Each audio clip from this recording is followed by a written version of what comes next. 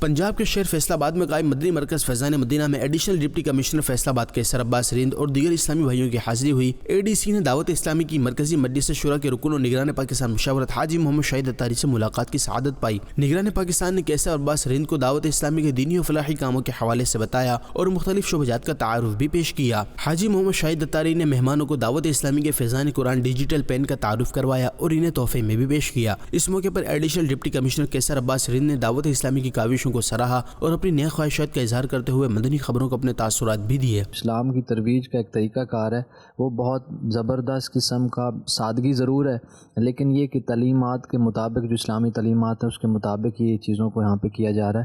مجھے بہت خوشی ہے، مجھے یہاں پہ سیکھنے کا موقع ملا اور یہ ماشاءاللہ ایک بہت اچھا مقصد ہے اور یہی اسلام کا مقصد ہے کہ جو پیار، محبت اور امن کا ایک درس ہے وہ دیا جائے اور مسلمانوں کو یکجا کیا جائے تاکہ وہ ایک اچھے طریقے سے اسلامی تعلیمات کی اپنی ترویج کر سکیں۔